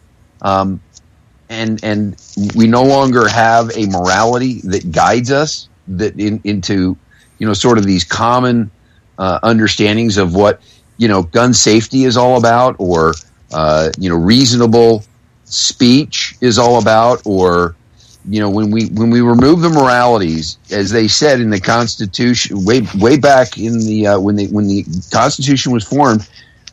The Constitution is an unacceptable document for governing unmoral people. It's only acceptable for governing moral people. Right. I think feeding into your bigger point is the idea here of who would determine this. Now, I could concede this argument, even though I would not agree with it. I could concede the point and say, okay, if this regulation on guns is something that was handled at a state level through initiatives or ballot measures, and the residents and citizens of those respective states decided, as we did here in California just recently in the last election, to limit the number of bullets you can buy, or the how many bullets a magazine can carry, that kind of stuff. Even though I don't agree with that, I think it's trash. But the point being is, if it was being done at a state level, I could accept that. I could accept the argument. I wouldn't accept the premise of it, and I wouldn't agree to it. But I could understand the debate. I can understand the argument that we're talking about state rights. But certainly we know that Hillary Clinton is alluding to federal rights, because we already know that things like Loretta Lynch sending out memorandums to police forces across the country saying, you have to do this and you have to do that, or we withdraw federal money. See, it always comes down to the federal government withholding subsidies and tax dollars that they're allocating to states in return for that state giving up their state sovereignty. That kind of stuff. So that's what she's alluding to, is that the federal government, collectively, the federal government should be dictating across the board to the states what's good and what isn't. And as you said here, even when you've got whether you've got legal guns or illegal guns, it doesn't seem to be curtailing anything in terms of the number of violent deaths that are being caused by it. Yeah, look at Chicago over the weekend. Yeah, well, bad people do bad things. And bad people buy guns illegally and all this other kind of stuff. So this whole idea of this common sense gun regulations, and I the only part of it I've ever agreed with is perhaps more severe background checks, but even that should be at a state level, not a federal level. The federal government again should have no hand in that. That's my point. Your thoughts here, Don? We got about 30 seconds here. Well, I was just going to say, can we finally get to a point to where we can all begin to acknowledge that the federal government wants more and more and more power? And the great thing about a Donald Trump presidency, especially given and taking a look at who he's put in place in some of his cabinet positions and administrative positions, are people who I think legitimately want to roll that power back. And if the states want to pick it up, great. Yeah, and that's really the way it should be. The arguments out there about what he's going to do with abortion and same-sex marriage and all that. I think Trump, hopefully he just lobs it in Congress's direction and say, states, let the states handle it in Congress. You do what you want to do. Send me a good bill and I'll sign it. But I don't think he's going to be out there walking point on this stuff. And that's actually, I think, the way it should be. We got to go to a break here. We'll be right back. We've got Don Dix and, of course, Joe Hako. Stay with us right here at the Conservative Syndicate.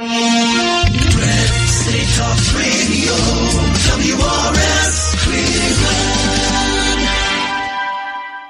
Hey, I'll make you a deal. Give me 60 seconds and I'll give you directions to the Fountain of Youth. Okay, I'm joking. Well, kind of joking. No fountains, but youth, I got. Nature's Youth and their premier anti-aging product, Nature's Youth RSF. With your sensible diet and exercise plan, Nature's Youth RSF can help you look and feel better. RSF is an all-natural amino acid supplement that supports your body to naturally increase HGH levels without any synthetic hormones. And elevated HGH levels can contribute to increased energy, improved libido, reduced body fat, and improved exercise capacity. Let's be honest. Who doesn't want to look and feel younger? Visit the newly designed website at naturesyouth.com or call 800-333-6923. That's 800-333-6923, and like them on Facebook and you'll be included in contests and exclusive offers. What a deal. Oh, speaking of deals, my time's about up. 800-333-6923 or naturesyouth.com. Who needs a fountain anyway? Call today.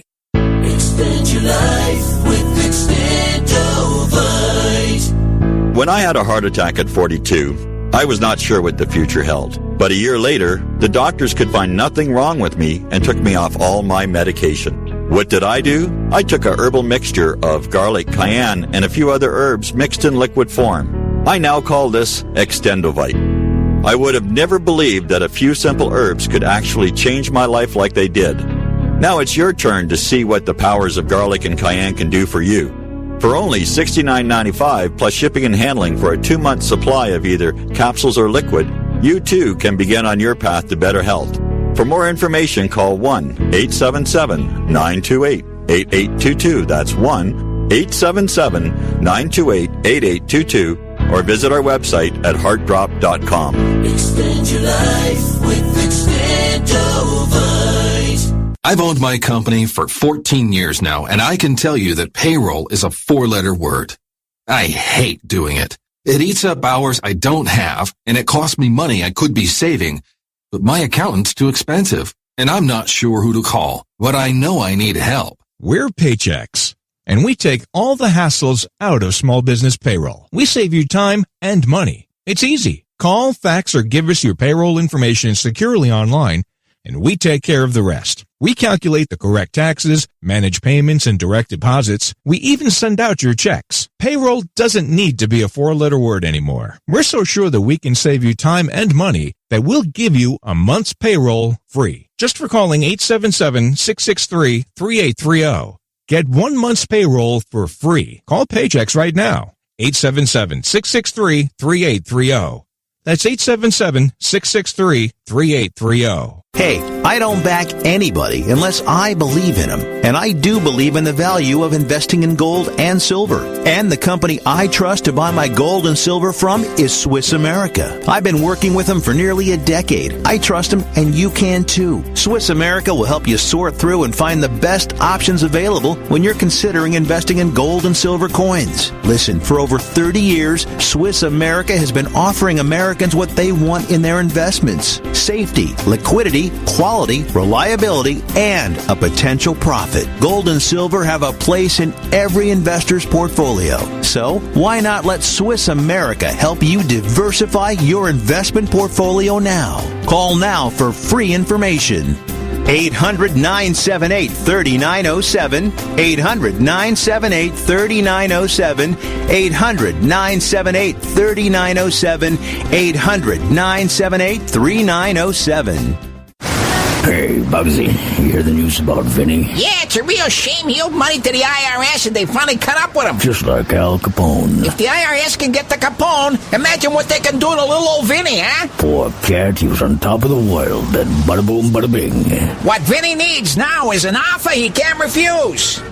Hey, you got a tax problem? Does the IRS claim you owe them a bunch of dough? They can get you too. So call the tax relief line now and learn if you qualify to negotiate your $10,000 plus IRS tax debt for up to a 75% savings. Don't be like Al or Vinny and get busted. Make this free call now. Learn how you may be able to pay the IRS less. Call now. 866-657-8474. 866-657-8474. 866-657-8474.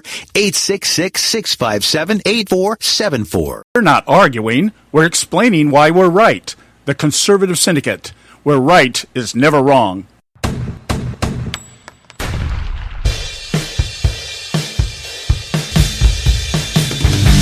right, hey, we're back. The Conservative Syndicate, real conservative talk from real conservatives. I'm your host, John Matthews. Along with Joe Hakos, we've got Don Dix doing his last segment with us for the year, as it is with almost all our contributors who have weighed in. I think we've got one more. Audrey Russo will be with us tomorrow. Everybody else has checked in and done a segment. And tomorrow will be our last live broadcast for 2017. We'll be playing some archives on Thursday and Friday so that we, too, can enjoy the upcoming New Year holiday. And God help us. And thank you that you gave us this window of opportunity to stop this hemorrhaging known as liberalism. So, having said that, we got Don with us here. We were talking about, we were number 4 on our list, gun control. Hillary Clinton claiming that, in words that she also shared with George Stephanopoulos, that there's supposed to be such a thing as reasonable regulation on constitutional amendments. And, of course, we were talking about whether that's at the state level or the federal level, but we know Clinton and those who think like her want it at the federal level. Everything's at federal level. States are only there when we talk about things like gerrymandering and, doing away with the Electoral College. Yeah, now we'll talk about the states, that kind of stuff. So, anyway, Moving on now to number 3, and I think this quote leads into probably the most fervent narrative that's going on right now, and it has to do with the hacking of the election. The way that the liberal media has been phrasing this from when they first started, it's great to listen if you listen from beginning to end. When it just starts out as insinuation and then evolves into fact, and never is there any evidence presented in between, that is how liberals present their narratives. It's like, let's throw it out there, and let's just make the suggestion. I think I've used the analogy of a courtroom where the attorney throws the question out there knowing it's going to be objected to, but knowing that he's also planted the thought in the minds of the jurors. And then that's how the liberals operate here. Number 3, this came from Barack Obama in an interview with a site that actually streams on Facebook called Now This. This is on November 2nd. He says, I do think there is a norm that when there are investigations, we don't operate on innuendo, we don't operate on incomplete information, we don't operate on leaks. We operate based on concrete decisions that are made. And nothing in this Russian hacking narrative has presented any information or facts. Concrete decisions that are made. It's all been innuendo, assessments, allegations, thoughts, beliefs. None of it has, to this date, has anybody presented evidence beyond a shadow of a doubt that there were hackers tied directly to Vladimir Putin that hacked into the DNC or provided the John Podesta email leaks, and it's all been grouped together. So your thoughts on that, Don? Well, you've heard of mansplaining, right? Yes. So what this is POTUS-splaining. Explain. Well, he says one thing. Right. We operate based on concrete decisions that are made. We don't operate on leaks. We don't operate on incomplete information. But that's the dirty little secret is the media never does this. What's done is weeks and weeks and weeks of the media asking questions. Did the Russians do it? How did the Russians do it? Who told us the Russians did it? Did the Republicans get hacked? Did the Democrats get hacked? How did they get hacked? So they ask the question, and in some cases make the statement so much that in the minds of America, it becomes a fact. Right. If they ask the same question over and over again, was the dog gray? What color was the dog? Was the dog gray? What shade of gray was the dog? By the time the public is done kind of absorbing the headlines, everybody in America says, well, dogs are gray. Right, exactly. Yeah, you've hit the point in the head.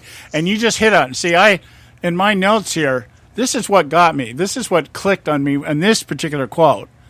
He says here, we don't operate on innuendo, we don't operate on incompletion, we don't operate on leaks. Well, the media operates on all of that, and the Obama administration feeds all of that. But we operate based on concrete decisions that are made. And how does that relate in context to innuendo, incomplete information? He didn't say we operate based on facts. He says we operate based on concrete decisions that are made. So somebody makes a decision, and then that becomes the narrative. That's what I'm reading into this. Am I wrong? Well, no. I mean, I don't think you're wrong. No. I mean, the thing about Barack Obama is he just talks long enough and eloquently enough. To his credit, the one thing Barack Obama is above all else, and we've watched this for 8 years, whether he was campaigning or being interviewed on the news or even at the State of the Union, Barack Obama is an eloquent wordsmith. And he can talk so much that at the end of it, you think he's said a lot when he really hasn't said much at all. Right. And that's his gift. His gift is The art of BS. He's a nice guy. He says it in a quote unquote nice way. He really just seduces you is really what it is. You're seduced into his oratory style. He has something that I'm going to get in trouble here, John. They say that one of the gifts of Hitler was that he put people in a trance as he spoke. And I think that Barack Obama has that same gift in a way, different than Hitler, not comparing his politics or his policies or anything except, Don, come on, don't worry about it. These people can't figure out you're not talking about Hitler when you say Hitler and Obama in the same sentence. The hell with them. They can figure it out. I'm tired of that. Right. Flitter on. I know. We've got to. We've got to. Go ahead. So at any rate, yeah. I mean, he's a gifted orator, and he makes you think he said things when he really hasn't said much. Well, along that line, because I was going to say it anyways. You just beat me to the punch. When you think about this whole idea of innuendo and incomplete information and leaks and everything else, this is exactly how Hitler's regime began. And George Goebel, the propaganda, the ability to come out there and to take a narrative and present it in such a way that in spite of any evidence to support it, people just believe it. You do find yourself just sitting there listening to him. I mean, I know what the guy's saying. I've learned liberal doublespeak, and there are times I'm listening to him and I go, well, that kind of makes sense until the little voice in my head slaps me up and says, no, listen to what he's really saying. Right. He does have that ability. And I think to me, it's a mental disorder. That's how I see it. When somebody is so sociopathically psychopath that you can just believe everything that you're saying, it makes it very easy to go out there. See, that was the problem, I think, with Hillary. She went out there and tried to present the same narrative, but she didn't really believe it because she's just doing it for her own gain. And so, therefore, it never came across quite the same way. People would hear it. She could recite almost exactly what Barack Obama was saying on any given time, any given topic, and you'll say, what a bunch of BS. Barack Obama says, and you got to say, well, wait a minute, what did he really say this or did he really say this? And it takes you a minute to process it. And most liberals don't have that capacity to process. So they just, they hear it. They have the headline mentality. They read the headline and, that's what it means. That kind of stuff. And Obama's been able to feed to that. So, yeah, he's been very effective. And in the same way, Don, I want to hear, I may get in trouble. In the same way, do you not think that perhaps Trump does the same thing, just in a different manner? Yes. In fact, I was going to say that. Yes, because, when you listen to, how many things has he had to walk back that he has said in the past? Now, unlike Trump, Obama was never held accountable by the media. Right. Trump's problem is he's continuing. He's been put under the microscope in a way that no other liberal ever would be. Right. So he consequently he has to, and this is where, and I'll tell you what, you're talking about quotes. I have been saving and archiving because I really, really want to study how in the world Kellyanne Conway does such a masterful job of covering for Donald Trump.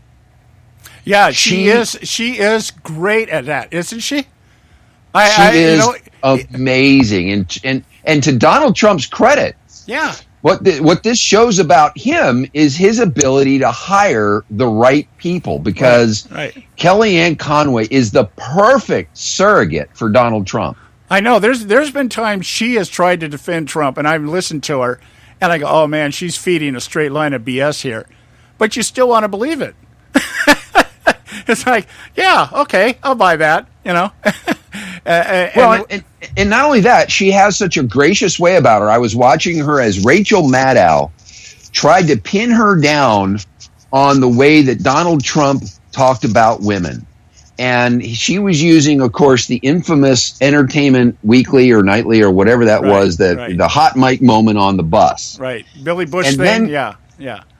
And then going back to, what a Miss America pageant member said, and then what Donald Trump later told said on a Howard Stern program.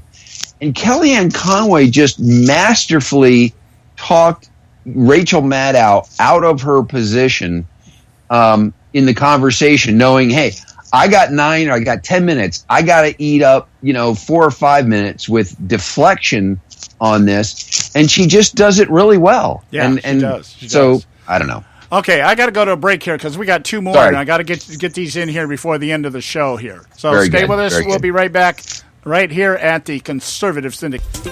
There is an old saying, children should be seen but not heard. At no time is this more apparent than when politicians speak.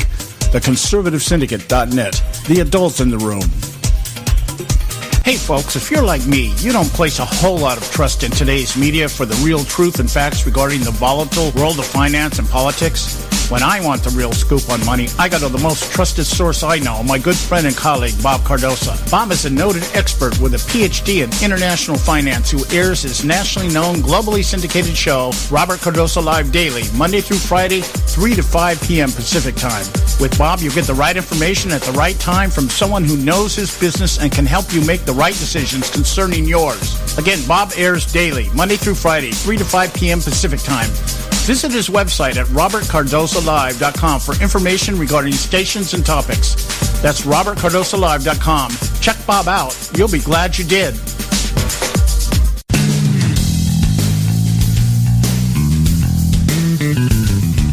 History affirms a vibrant civil society thrives on freedom of conscience, religion, and choice. Any society absent these qualities stifles individual responsibility and accountability, thus enslaving its people by denying them their potential for goodness, creativity, and altruism. To that extent, oppression, coercion, and totalitarianism are multiplied exponentially. To counter such outcomes, the American Freedom Alliance was formed. The AFA is a nonpartisan, non-aligned movement which promotes, defends, and upholds Western values and ideals. The Alliance strives to build an international coalition of citizens of the West who together promote and protect moral values, democracy, and freedom. To find out more and become part of this valuable asset in the preservation of freedom and all its rewards, contact us at AmericanFreedomAlliance.org. That's AmericanFreedomAlliance.org. Let freedom ring. We're not arguing, we're explaining why we're right. The Conservative Syndicate, where right is never wrong.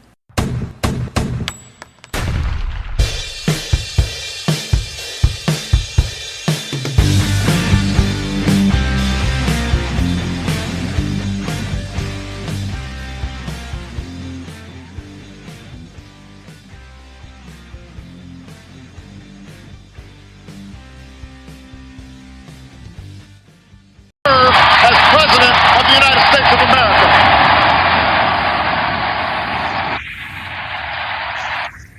All right, that's our number two quote. Barack Obama at the DNC convention just telling us all that there's nobody more qualified than Hillary Clinton, not even him, to be president of the United States, which begs the question in my mind, why did you run in the first place? Well, this is just political rhetoric. I mean, come on. This is Barack Obama desperate to have someone in office who will maintain his policies for the purpose of his legacy. Because remember what he said. Another quote in the election had something to do with, "Don't let me down. You guys vote on me because my policies are at stake here," or whatever that quote I'll was. I'll take it as a personal insult if you don't go out and vote. A personal insult to my legacy. That kind of. Joe, your comments on that? Wow, that was going to be my number one, the number two. But yes, again, really, and I pulled it off the video because that was from the DNC, the Democrat National Convention. And it was like, and as it faded out, it was just nothing but applause. And there's Bill Clinton up there, like he was getting an orgasm or something. And he's just, like he's flopping around like an idiot. It was just madness. It's like, wow, what a bunch of buffoonery we have been witness to this past year. Yeah, it has been an amazing experience. and there's been so many revelations on both sides of the aisle. I've been more taken back actually about what I've learned about the Republican Party than the Democrat Party. I mean, the audacious stupidity of the Democrat Party is on full display, but a lot of the deep, dark secrets that drive the Republican Party also were exposed. So yeah, this is definitely, in my opinion, probably the most informative year I've ever had in terms of understanding how politics work. How about you, Don? Well, I think that the real acknowledgement of what you're saying is when you look at the real estate market in the 6 counties. I think there's 2 in Virginia and 4 in Maryland, if I'm not mistaken. It could be 3 and 3. But anyway, when you look at those counties and the value of real estate, especially during the recession of 2007, 8, and 9, the value of that real estate barely blipped down because there is such strong demand. Why? Because of everything that goes on in Washington, D.C. As far as I'm concerned, Washington, D.C. should be a broke city. There should be no wealth in Washington, D.C. because the more wealth concentrated in D.C. is directly in opposition to the wealth that the American people can accumulate. Yeah, I agree. To me, that says it all there. I think when we talk about building a wall, I think D.C. should be the first place. And we do that. We should turn that place into Escape from New York City kind of thing. Number 1, we got enough time here to do number 1. Joe, you got number 1 queued up. This is the number 1 liberal quote of the year, and I personally think this did much more damage to Hillary Clinton than WikiLeaks or Russian hackers or anybody else. Go ahead, Joe. Here we go. Be grossly generalistic. You can put half of Trump supporters into what I call the basket of deplorables. Right? The racist, sexist, homophobic, xenophobic, Islamophobic, you name it. All right, now, here's You know what bothered me most about, not the fact that she said it, was the laughter from the audience behind it. It was like those people all think exactly like her. Yeah, and to me, the big thing about the whole thing, the reason I chose this, is because even though she tried to walk it back, every other pundit out there, every other surrogate out there has talked, and it still continues to talk about Trump supporters as being misogynist, homophobic, racist, and bigoted. The debate that took place between Kellyanne Conway and Janice, what's her name, Palmieri, the Clinton campaign person, and she accused Trump of putting a platform out there for white nationalists and stuff like that. And so Van Jones, the white lash against a black president, they still continue as a group, as Joe's just saying, as a group, to put out the thought that anybody that is a Republican or a conservative, by their definition, is a bigot, racist, and a hater, regardless. It's just across the board. White America is the cause of all that's wrong with the world. That's how I see it. Don, you got the last words here. It's you sum it up with this. It's the left is about identity politics, and the way that they have of managing this as it relates to their opponents is the Saul Alinsky rules for radicals. You point your comment at the target, you demonize the target, marginalize the target. This is exactly, and Hillary Clinton, she sat at the feet of Saul Alinsky. She was tutored by him. Right. So rules for radicals is their political Bible, and that's exactly where this was coming from. And yes, it was probably they did on self-reflection say this was probably one of the biggest faux pas of the campaign. Yeah, I equate it to Mitt Romney's 47% gaffe that was turned into a major thing, and I think that hurt him. I do think it hurt him. Yeah. All right, we're running out of time here, Don. And since this is our last show of the year, I wanted to give you plenty of time to talk about what you're doing out there in AM 590 and Act for America, but also just to really thank you for your contributions this year. You guys have really put us on the map this year. So wow. Thanks for that, and tell our listeners how they can get a hold of you. Well, John and Joe, the privilege and honor really was all mine. I appreciate that you guys reached out to me to incorporate, me as a part of your overall program. You guys are doing a great job, and you're growing, and I'm excited for your future.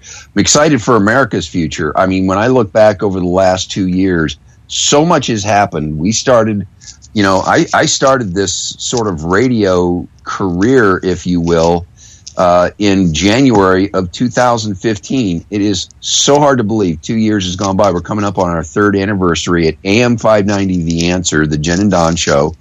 We're positioned right between Dennis Prager and Larry Elder. I mean, you couldn't ask for better radio real estate, really, than that. And, I just search every day for better ways to represent the problems that are facing America and to provide solutions, because I think that's the one area that talk radio misses out on, are the real solutions for people that we're talking to be able to get involved. And that's what Act for America is.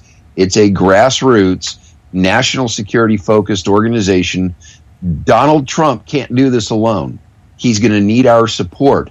And when you look at the road that we have ahead, we as citizens in our local communities are going to have to do an equal share in the heavy lifting that's going to take to get this country and our communities back on track. And Act for America gives you a lot of information and a place to go for you to be able to, find an outlet for that activism, and that's actforamerica.org. So thanks for letting me be a part of your show. All right. Thanks so much, Don. We'll talk to you guys tomorrow. The top 10 conservative quotes. We'll talk to you tomorrow.